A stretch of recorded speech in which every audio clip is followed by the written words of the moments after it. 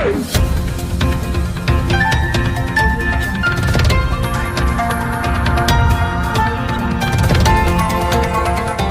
देख रहे हैं मगरा न्यूज राजस्थान, खबरें सबसे तेज। अनलॉक 2 के लिए राजस्थान सरकार ने जारी की गाइडलाइन, मेट्रो, स्कूल और सिटी बस रहेगी बंद। अनलॉक 2 को लेकर राजस्थान सरकार ने गाइडलाइन जारी कर ली है। 1 जुलाई से 31 जुलाई तक के लिए गाइडलाइन जारी की गई है। पूरे प्रदेश में रात 10 बजे से सुबह 5 बजे तक धारा 144 लागू रहेगी। इसके साथ ही केंद्र और राज्य सरकार के ट्रेनिंग इंस्टीट्यूट को 15 जुलाई से खोलने का फैसला किया गया है। राजस्थान सरकार की ओर से जारी गाइडलाइन में मेट्रो, रेल सेवा, स्कूल, कॉलेज 31 जुलाई तक बंद रहेंगे। इसके अलावा cinema hall, shopping mall, gym, swimming pool, मनोरंजन पार्क, ऑडिटोरियम, असेंबली हॉल भी बंद रहेंगे। शहरी क्षेत्र में पूजा स्थल व ग्रामीण क्षेत्रों में बड़े धार्मिक स्थल पर रोक रहेगी। राजस्थान सरकार के आगामी आदेश तक सिटी बसें नहीं चलेगी। सामाजिक और राजनीतिक, खेल, सांस्कृतिक और कार्यक्रमों पर रोक रहेगी। विवाह संबंधी आयोजन के लिए पूर्व में जारी की गई सूचना ही मान्य होगी। गौरतलब है कि कोरोना संकट के बीच सोमवार को रात से ही अनलॉक 2 के नियम कायदे जारी कर दिए गए थे। अनलॉक 1 की तरह अनलॉक 2 में भी तमाम वह जगह खोलने पर बैन बरकरार है जहां भीड़ भाड़ जुट सकती है। इसी लिहाजे से इन जगहों को लेकर अनलॉक 2 में नियमों को भी कोई ढील नहीं दी गई है।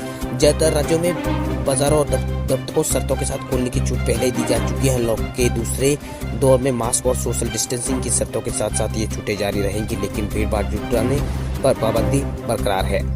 इसी लिहाजे से सांस्कृतिक और धार्मिक कार्यक्रम भी नहीं होंगे। खेलकूद और मनोरंजन के कार्यक्रम भी नहीं होंगे। इन पर ही बैन जारी रहेगा। भारत में कोविड-19 संक्रमण के 18,522 नए मामले आए हैं सामने। कुल मामले हुए हैं 5,67,840। भारत में कोविड-19 में एक दिन में सबसे ज्यादा 18,522 मामले सामने आने के बाद देश में संक्रमणों के मामले की कुल संख्या मंगलवार को बढ़कर 5,67,840 तक पहुंच गई है। इनमें 418 लोगों की जान जाने के बाद मरने वालों की संख्या भारत में बढ़कर 16,893 हो गई है। केंद्रीय स्वास्थ्य मंत्रालय द्वारा सुबह 8 बजे जारी किए गए आंकड़ों के अनुसार तमिलनाडु में पिछले 24 घंटों में करीब 4,000 मामले सामने आने के बाद राज्य में कोविड-19 मामले की अब दिल्ली से भी अधिक हो गए हैं। वहीं कर्नाटक में 1100 से अधिक मामले सामने आने के बाद वहां भी संक्रमण के मामले हरियाणा और आंध्र प्रदेश से अधिक हो गए हैं। महाराष्ट्र में एक दिन में सबसे ज्यादा 5,200 से ज्यादा मामले सामने आने के बाद यहां पर कोविड-19 संक्रमण की सूची में शीर्ष पर महाराष्ट्र बरकरार है।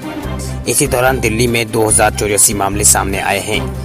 देश में कुल 2,15,125 का इलाज जारी है। देश में कुल 3,34,821 लोग ठीक हो चुके हैं। वहीं एक मरीज देश से बाहर चला गया है। अधिकारियों ने कहा है कि मरीजों के ठीक होने की दर भारत में 59% है। कुल पुष्ट मामलों में विदेशी नागरिक भी शामिल हैं।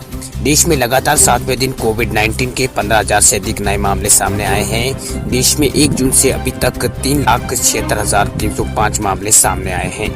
भारतीय चिकित्सा अनुसंधान परिषद के अनुसार 29 जून को कुल देश में 86,08,754 लोग कोविड-19 की यहां पर जांच की गई है, जिनमें 2,10,292 लोगों की जांच सोमवार को की गई है। आंकड़ों के अनुसार पिछले 24 घंटों में जिन 418 लोगों की जान गई है उनमें से सबसे अधिक 181 लोग महाराष्ट्र के हैं। इसके अलावा तमिलनाडु में 62 और दिल्ली में 57, गुजरात और कर्नाटक में 19 लोगों की मौत हुई है। वहीं पश्चिम बंगाल, उत्तर प्रदेश में 12 और आंध्र प्रदेश में 11 लोगों की मौत हुई है। हरियाणा में 9, मध्य प्रदेश में 7 और राजस्थान तथा तेलंगाना में 6 लोगों की मौत हुई है। पंजाब राज्य में 5 लोगों की कोरोना के कारण मौत हुई है। झारखंड में 3, बिहार और ओडिशा में 2, असम और जम्मू कश्मीर तथा उत्तराखंड में 1 व्यक्ति की जान गई है। अभी तक देश में 16,893 लोगों की मौत हो चुकी है। मौतों के आंकड़े में सबसे अधिक मौत महाराष्ट्र में हुई है। यहाँ पर 7,710 लोगों ने जान गंवाई। इसके बाद दिल्ली में 2,780, गुजरात में 1,827 लोगों की जान कोविड-19 यानी कोरोना संक्रमण के कारण चली गई है। वही बात करें तमिलनाडु की तो तमिलनाडु में 1,141 और उत्तर प्रदेश में 672, पश्चिम बंगाल में 653 और मध्य प्रदेश में 564 लोगों की मौत अभी तक कोरोना के कारण हुई है। भारत की चीन पर डिजिटल स्ट्राइक, सरकार ने बैन किए टिकटॉक, यूसी ब्राउजर जैसे चाइनीज के 59 मोबाइल ऐप्स। भारत और चीन के बीच तनातनी के बीच भारत सरकार ने आज बड़ा फैसला लेते हुए 59 चाइनीज ऐप पर बैन लगा दिया है। सूचना प्रौद्योगिकी मंत्रालय ने सूचना प्रौद्योगिकी मंत्रालय के अधिनियम धारा 59A के तहत 59 चीनी मोबाइल ऐप्स पर पाबंदी लगाई है। सरकार ने नोटिस जारी कर इस बात की जानकारी दी है।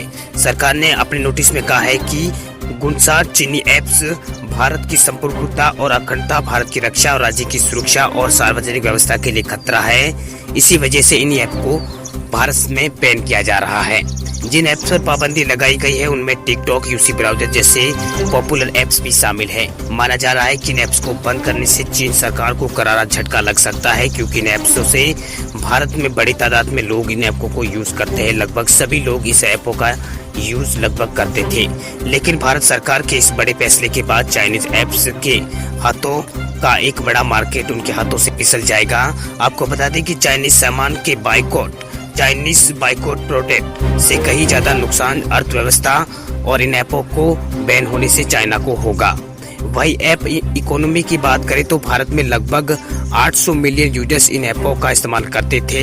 एक्सपर्ट की माने तो चीन ब्यूटी प्लस और TikTok payment apps Chinese propaganda फैलाने वाले 4 प्रकार के ऐप से मोटी कमाई करता था। आज की तारीख में किसी भी स्मार्टफोन यूजर के इन कैटेगरीज के अधिक से अधिक ऐप मिल जाते हैं। अब बैन लगने के बाद इससे चाइना की अर्थव्यवस्था पर तो असर पड़ेगा, लेकिन भारत के लोगों पर इन ऐप्स के ना होने पर कोई खासा असर नहीं पड़ेगा। इसके एक उदाहरण कैसे से समझा जा सकता है कि टिकटॉक पर 30% यूजर भारतीय है और इस ऐप को 10% आमदनी भारतीय यूजर्स के माध्यम से होती है, जबकि ये ऐप भारत इसको बंद कर चुका है। इसका आधा असर चाइना पर पड़ेगा। इसी तरह 58 और ऐप्स बाइकॉट के असर चीन की अर्थव्यवस्था पर दिखेगा। दूसरे शब्दों में कहे तो चीन के लिए भारत सरकार की तरफ से चीन को एक बड़ा जोरदार झटका दिया गया है।